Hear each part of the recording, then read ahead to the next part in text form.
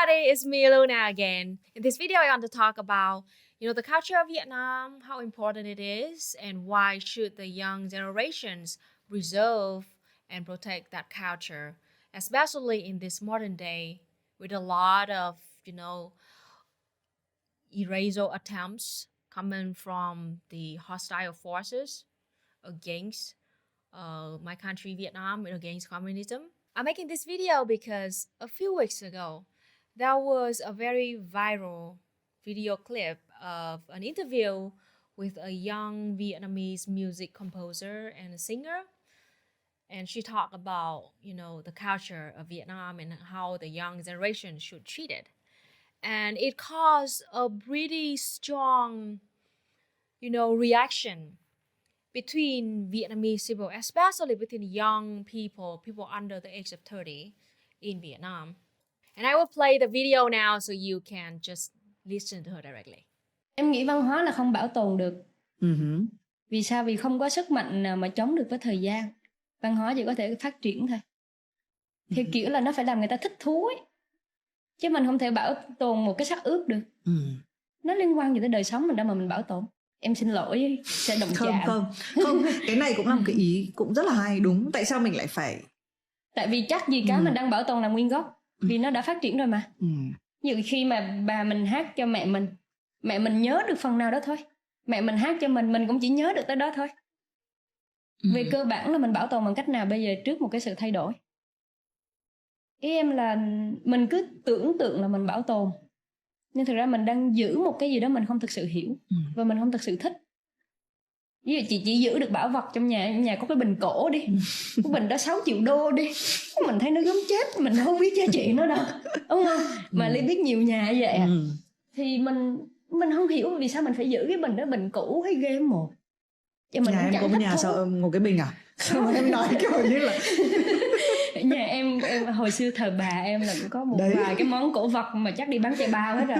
Vì sao? Vì con cháu không biết nó có ích, nó có giá trị và không thấy nó có vẻ đẹp. Mình chỉ giữ được một thứ khi mình thấy nó đẹp và hay và mình thích thú nó. This interview is not recent. In fact, it was recorded about 2 years ago.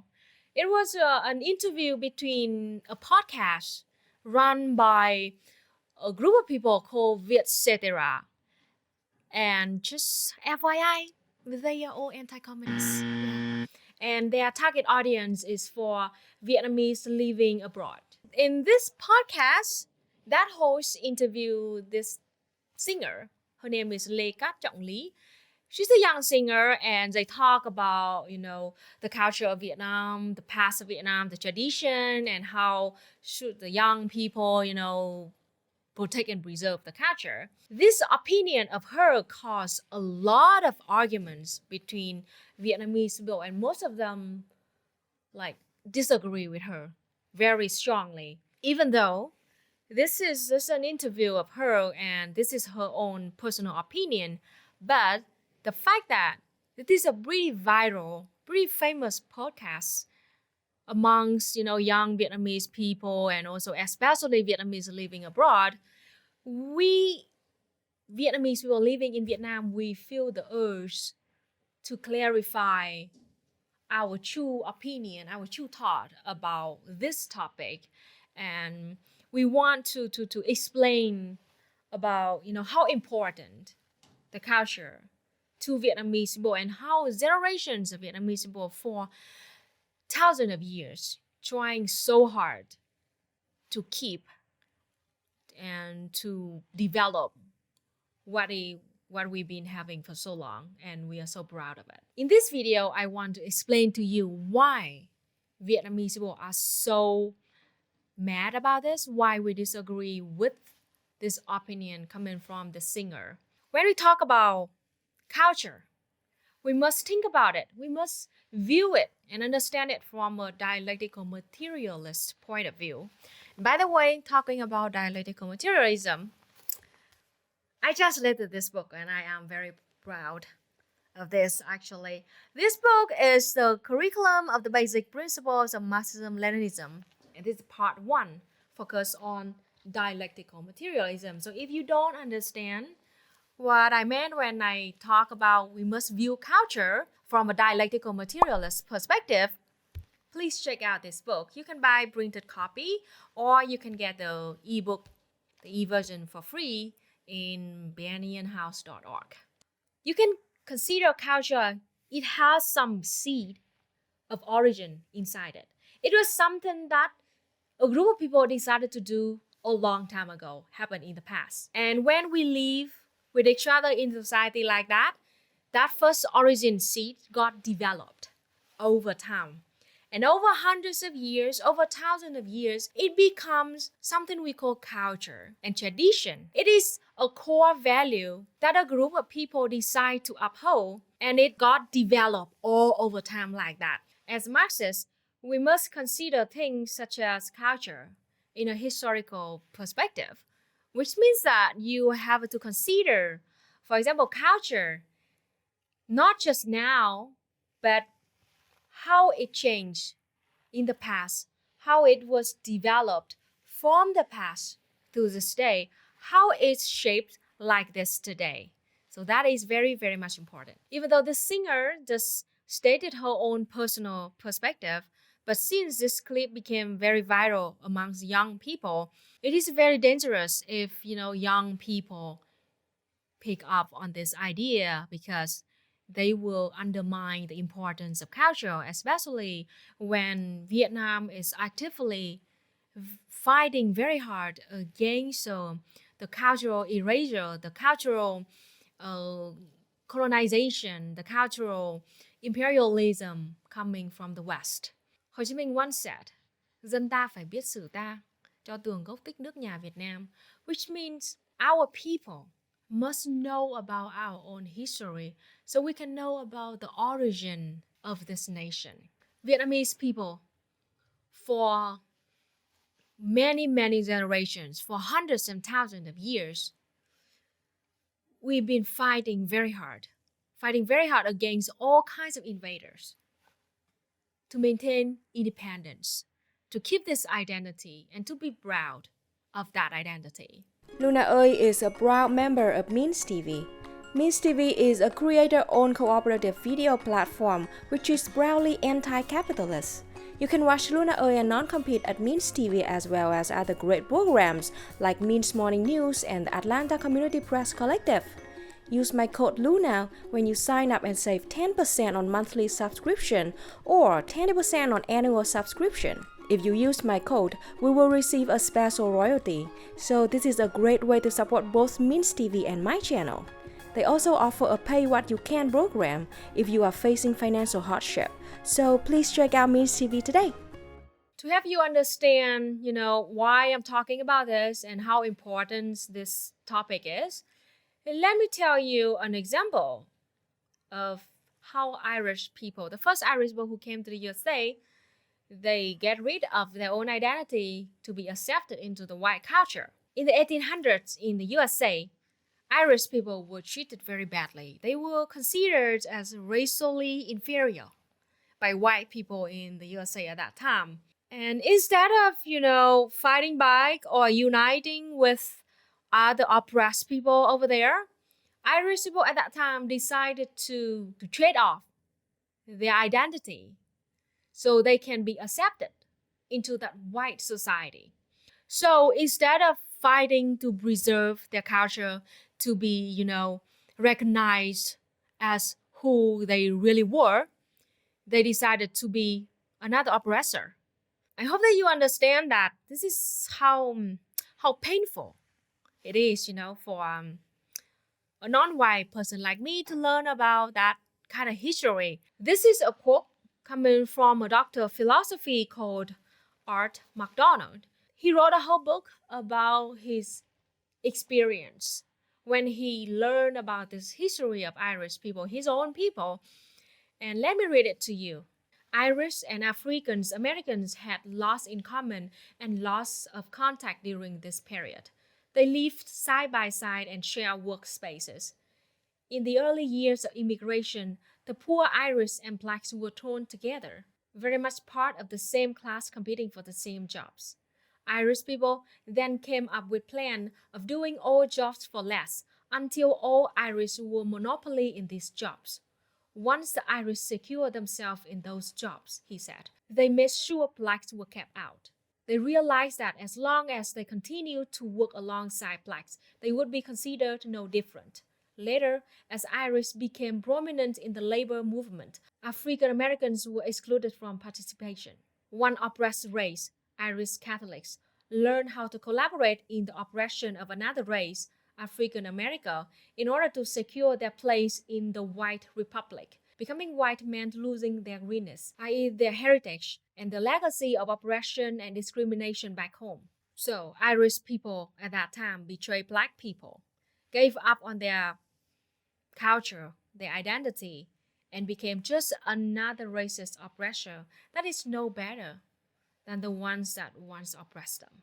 In the long history of our fighting against colonialism and imperialism, the French and the USA, in Vietnam we also had a lot of Vietnamese compradors and informants that betray their families, betray their village, so they can, work for our invaders, so they can gain just a little bit of money and wealth and food. They traded the life of their loved ones just for a little bit of benefit like that.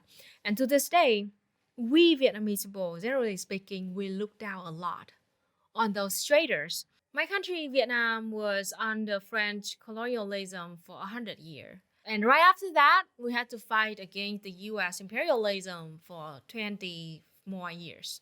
So it was like a constant, more than 100 years of constant fight like that. During the time when we were under the occupation and the control of the French government, at that time there were two main programs that the French colonialists imposed on Vietnamese people. The first one was demagoguery, and the second one was they intentionally kept Vietnamese people from having any education. Demagoguery means that they feed us with false information, with wrong science, to persuade us in something that is not true. That is the very basic and simple meaning of demagoguery. And it goes hand in hand with the second program, which is to keep us from having any education. So at that time, for hundreds of years, Vietnamese people were not taught any, how to read and write in Vietnamese, were not taught any about our own history, our own culture, our own knowledge. Instead, we were taught French. We were taught that we were the inferior race to French, and the French were our masters. And because of the inferior characteristics that we had, we were taught that we deserve to be the servant of the French, of the masters. So that is the two programs that they imposed on Vietnam. The point is to erase our history, erase our culture, so we become like orphan. We become like lost child without any roots. And you know that we have a saying that if a tree without having any roots, that tree would die very soon. So at that time, they rip us off from our own culture, from our own history, and then they fed us with false information of us being, inferior race, must serve the servant, and that's all we can do. The point is so they can just exploit us.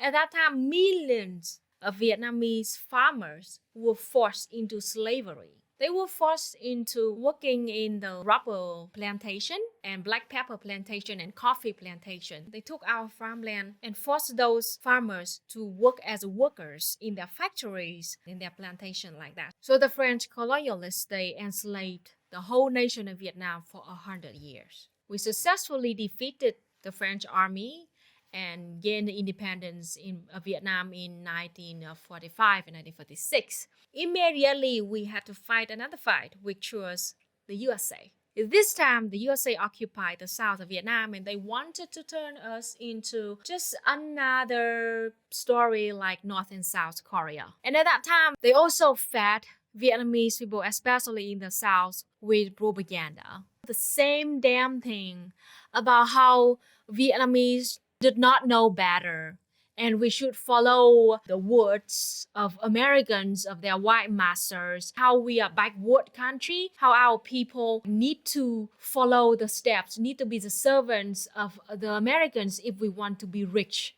like them. Unlike the French colonialists, this time the US imperialists, they did not explicitly said that we should be servant. Instead, they insidiously make us believe that we are inferior. We don't know better. And they are the ones that know better. They can bring wealth and happiness and freedom and democracy. Those words, very familiar to you. If we follow them and listen to them, they will bring freedom and democracy and happiness and wealth to our people. That is what they said. But in fact, during the 20 years of occupation in the south of Vietnam, especially in Saigon, Ho Chi Minh City now, they turned Saigon to be the biggest brothel in the Southeast Asia at that time. It is very painful to say this. But at that time, the age of prostitution started from 6. They slaughtered our people. They chose a small group of Vietnamese people that got heavily indoctrinated by them. They turned those people into their own army. They equipped them with heavy weapons so they can go and kill our own people. Just look at this map. This map is a map of the US, how the US bombed Vietnam, Laos, and Cambodia, and how the US sprayed Agent Orange on Vietnam. And you can see clearly that the south of Vietnam is the most bombed place, not North Vietnam. Though they were claiming to protect the South and fighting against the evil communist North, but actually they bombed the South way more than the North. They sprayed Agent Orange way more in the South than in the North of Vietnam. Why? It was because millions of Vietnamese in the South saw what the US imperialists did to our own people. It was just a tiny, teeny city of Saigon at that time that were like propagandized as the pearl of Southeast Asia. Just a little bit, a teeny few thousands of people in that city received some wealth from the oppressor. For the rest of the South of Vietnam, for millions of people living in the South, they were heavily slaughtered, oppressed by those US imperialists. That was why Southern Vietnamese people rose up alongside with the Northern armies together to fight against the US armies and their lapdogs. That was why the US bombed the South of Vietnam even more than the North, because more people in the South so sick of how we've been treated. Why would the US be bombing and spraying Agent Orange to the South so much like this? If the South of Vietnam really truly love the USA and their army and they really embrace the new civilization, why would the USA have to bomb that much if we really did support them like that? No, it was all propaganda. It was all the lies coming from the US imperialists to make you believe that their occupation is somehow justified. There was all the action like that, propaganda, the lies, the indoctrination, just to make you think that Vietnamese people, the South, love, the USA and, to justify their illegal occupation and their mass murder and their genocide against, Vietnamese people from all over the country. I just told you these 2 very sad, depressing stories, but the emotion is not the point here. We are here because, we are Marxist dialectical materialists, and we have to seek for material base behind all of those emotions, behind all of the information that you've learned, you've read, you've seen. Look at the parallel of these 2 stories.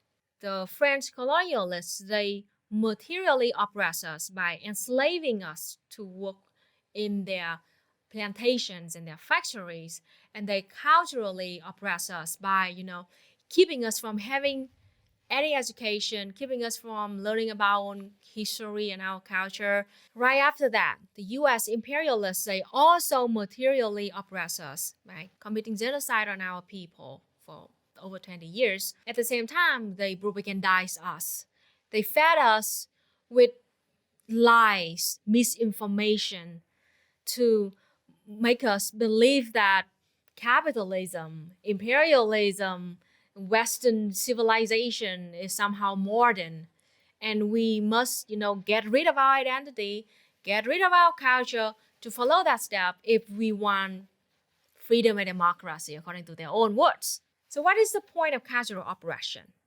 If the French colonialists, they just want to enslave us, why didn't they just go straight up and enslave us and not bothering with any cultural demagoguery or like keeping us from education program thing?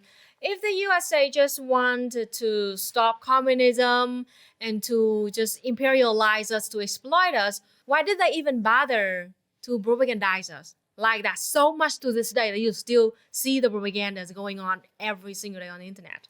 The answer is there is always a very strong connection between the material oppression and the cultural oppression. Go hand in hand like the superstructure and the base together like that. According to Marx, a society is composed by two parts.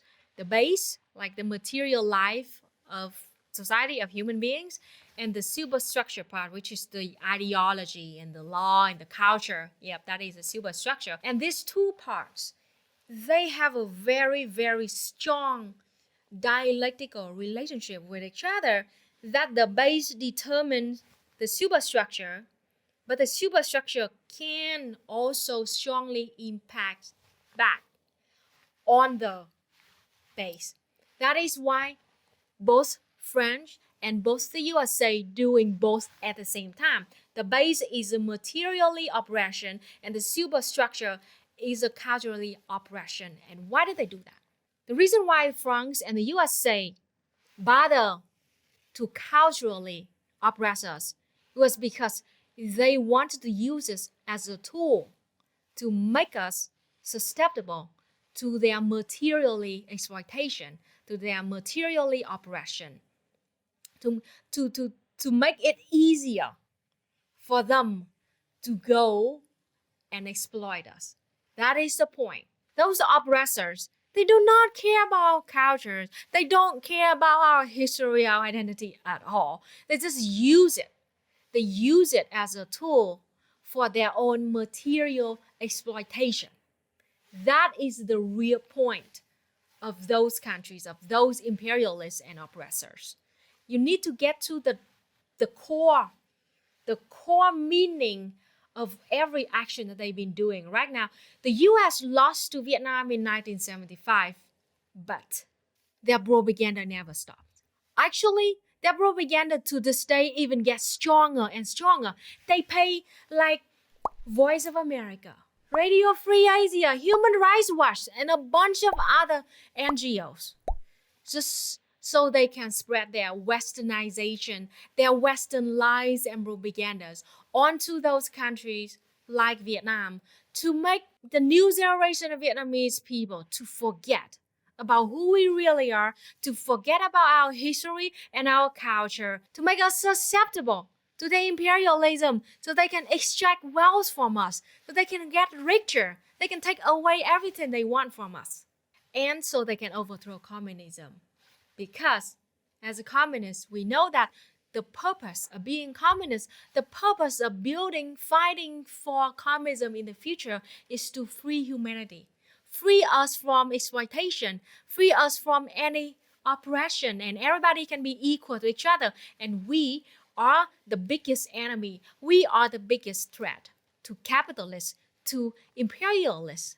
That is why they're using billions and billions of dollars every year to propagandize us, to lie to us. The reason why they are spending billions and billions of dollars every year to feed us propaganda, it was because they want to make us fall into their color revolution, to make us fall into the imperialism so they can exploit us materially to make them richer. This is why culture is so important to oppress people like Vietnamese people.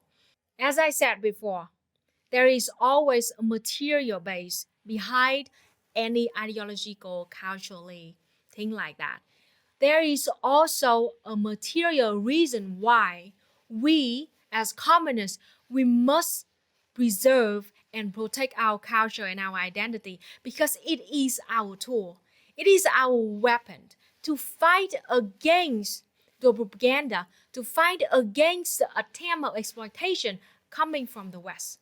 We need, especially young generation, we need to understand clearly who we are, where we came from, and where do we want to go in the future. We need to protect this identity. Be proud of it. Be strong.